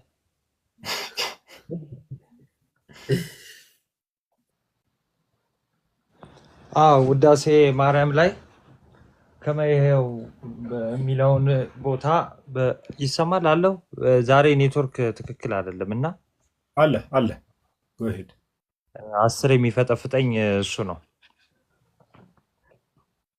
እና በልጁ ያመነ እስከ በልጁ ያመነ ድነቱን የሚያገኘው በልጁ ያመነ መሆኑን የሚናገርበትን ክፍል በውዳሴ ማርያማችን እኔታ ጌታውን ደምፀ ናቸውና እስመ አፍቀሮ እግዚአብሔር ለዓለም ወመጠወ ወልዶ ዋህደ ካለ በኋላ ከመይ ሁሉ ዘያምን ቦቱ እስከ ለዓለም እስከ ያመነው ሰው ያንን መዳን እንደሚያገኘው የሚናገርበት ክፍል ነው። የሰኞ ውዳሴ ማርያም ነው፣ አንድምታው ነው። ኦኬ እሺ ናቲ ቃልዮት ያሰማልን፣ ቃልዮት ያሰማልን። አዲስ የምትለው ነገር አለ? ቅድም ያልከኝ አቡነ ሽኖዳ መጽሐፍ ነበረኝ በእናትህ እህታቸው ርጅ ያጣሁት። ሌላ ቀን ወይን ከፍትላችኋለን። ትንሽ ተበጫጭቆብኛል ቆይቷል ከያዝኩትና በቃ እንግዲህ ቪዲዮ ማታዩ ከሆነ የራሴ ምስክርነት ልስጣችሁ 1 ደቂቃ። ይሄ አስተምሮ እኔም ማቀውና ድሮ እንደዛ ነበረ የማምነውና እንደውም ለመሟገት ወገቤን ይዤ የምቆምበት እንትን ነበር አስተምሮ። በኋላ ስለ ጥምቀት ማንበብ ምናምን ስጀምር ስተቴ ትንሽ እየተከፈተ መጣ ማለት ነው። ከዛ ቀጥታ ያረመኝ የነበረው ከኔ የሚያንሰው አንድ ፍሬ ልጅ ኢዮባ ነበርና አንድ እህታችንን ሲያርም እኔም እዛ ነበርኩና ኢዮባ ያንግ ነው እሱ ተሳስቶ ሊሆን ይችላል ብዬ አልተቀበልኩትም። ቀጥታ ምንድነው ያደረኩት? መጽሐፎቹን ማገላበጥና እጄ ላይ ያለውን ማንበብ። ከዛ መምህር ብሉይ አዲስ ሐመረን ነው ያገኘዋቸውና እዛ ያን ጊዜ ይገቡ ነበር ላይፍ እሳቸው አሁን ቢዚ ሆነው ነው እና አንድ 10 ሆነን ተከታታይ ትምህርት ይሰጡን ነበር ዮሐንስ ወንጌል ላይ። በቃ ይሄን ጥያቄ ከሚረብሸኝ ለምን አልጠይቅም ብዬ ጠየቅኩኝ። ከዛ ስጠይቅ አሁን ያላችሁኝን 100% እንደዛ ነው ያሉኝ። እንደውም እሳቸው ጋር ሲሄድ ከኢዮባ ትንሽ ቀለል ስለሚሉኝ ማለት ነው ልሟገት ነው የሄድኩት። ሙግቴ ምንድነው ያው ሎጂክ ትንሽ አስገብቼ ነበር ጭንቅላቴ ውስጥ። ሎጂኬ ምንድነው አዳምን ሲፈርድበት አልነበርንም ፍርዱ ደረሰን፣ ሲምረው አልነበርንም ምረቱ ደርሶናል የሚል ትንሽ ቡግቴን ከፍ አድርጌ ሄጄ ከ10 ደቂቃ በላይ ግን መሟገት አልቻልኩም ማለት ነው። አንተስ ልጅነትን አግኝተሃል ወይ በሚለው ጥያቄ መለሱልኝ እና ገባኝ፣ ተገለጠልኝ። አምኜ ወረድኩ የዛለት ማለት ነው። ምክንያቱም ያን ጥያቄ መመለስ አልቻልኩም። ከዛ ምን ሆነ? እኔ ከወረድኩ በኋላ የሚገርማችሁ ይኸውላችሁ እሳቸው ለእኔ ለ10 ደቂቃ አልወጣ ነው ያሉት። ወደ 1 ሰዓት ከ40 ምናምን ነው የቆዩት። ከኔ በኋላ ይሄ ጥያቄ ኦልሞስት ጭቅጭቅ ሆነ። መጽሐፍ አገላብጠው ተረጋግተው አስረድተው ይህ የቤተ ክርስቲያን ትምህርት ነው ብለው የግማሾቻችን የምንሆን አምነን ወርደን ሌሎቹ በቅሬታ ይወረደዋሉና እናንተ ላይ ቢጮባችሁ አይግረማችሁ እናንተ ልጆች ስለሆናችሁ ነውና እሳቸው ጋር በቃ ከሙግት ያላነሰ ሲሟገቱ የነበሩ ልጆች ነበሩና መልእክቴ ምንድነው? በዚህ አጭር እንትን ውስጥ ከአንድ ሰው ከሁለት ሰው ሲሰሙ መጽሐፍትን አገላብጡ። ውጪ ካላችሁ አገር ቤት መጽሐፍ ኦርደር አድርጉና አስመጡ። ከዛ ደግሞ የተሻሉ የሚባሉትን ጠይቁ እንጂ ንፋስ እንደመታው ዛፍ ባትወዛወዙ መልካም ይመስለኛል። ተባረኩ። ኢዮባ ቴንኪዩ ስላስተካከልኝ። ቃልዮት ያሰማልን። አዲስ ቃልዮት ያሰማልን። አሁን መጋቢ ብሉይንማ አውርቻቸው እንደዛ ብለውኛል። ሜቢ ያው ኢዮባ ቦስት ማድረግ እንዳይሆንብን ብለን ነው እንጂ በእርግጥ ሊቀ ሊቃውንት ስማ ኮነንም ጠይቀናቸው ይሄንኑ ነው ያስረገጡ። አሁን እኛ ዛሬ ያወራነው ነው ኮንፊርም ያደርጉልን። ቱ ቢሆን ያው ቦስት ለማድረግ ያው እንደ ይሄን መምህር እንዲያወርተን ብለንም ቦስት ያው በተጻፈ ነገር ያምራል በሚለው ነው እንጂ አዲስ ደስ ይላል። እንደዚህ አይነት ማይንድ ሴት ነው ኦርቶዶክሳዊ ማይንድ ሴት ባይዘው ለሁሉም ሰው አስፈላጊ ነው። ዝም ብሎ የሆነ ሰው እንዲህ በተባለ ቁጥር ሁለቱም ጋር ቃልዮት ያሰማልን ሳይሆን መጀመሪያ ቃልዮት ያሰማልን ካልኩ የሆነ ቤት ገብቼ እዛ ጋር ተቃራኒ ሲነሳ ቃልዮት ያሰማልን ብዬ መጻፍ የለብኝ መጠየቅ አለብኝ። ለምንድን ነው በቃ መጠየቅ እኮ ምንም ክፋት የለውም። ባይዘው የተጠየቀው ሰው አንደርስታንዲንግ ላይ ይደረሳል። ከዛ እና ሁሌም ደግሞ ሰዎች ሲያብራሩላችሁ አሁን አዲስ እንዳለው ሎጂካል እንዳይሆን ተጠንቀቁ። ሎጂክ እንዳይሆን ይሄ ቅድም ዲያቆን ያረጋል ተናግሮታል። እግዚአብሔር ከሎጂክ በላይ ነው። ባይዘው እግዚአብሔር ከሎጂክ በላይ ነው ብለን ስንናገር የእግዚአብሔርም ቃል ከሎጂክ በላይ ነው። ኦኬ በሎጂክ ጭራሽ መጽሐፍ ቅዱስን አትረዱትም፣ ማብራራትም አትችሉ። ሜቢ የተወሰነ ፊሎሶፊ አንዳንድ ያው ከኤቲስቶች ጋር ስተወሩ ምናምን ሊጠቅማችሁ ይችላል። ግን ማንም ሰው በሎጂክ ሳይሆን ማብራራት ያለበት ትምህርት ማስረጃ እያሳየ መጽሐፍ ገልጦ መጽሐፍ ቅዱስን የአባቶችን ትምህርት የጥንታውያን አባቶችን መጽሐፈ ሊቃውንትን የሊቃውንትን ትምህርት ገልጾ ሲያሳያችሁ ያኔ አሚን ብሎ መቀበል ያስኬዳል።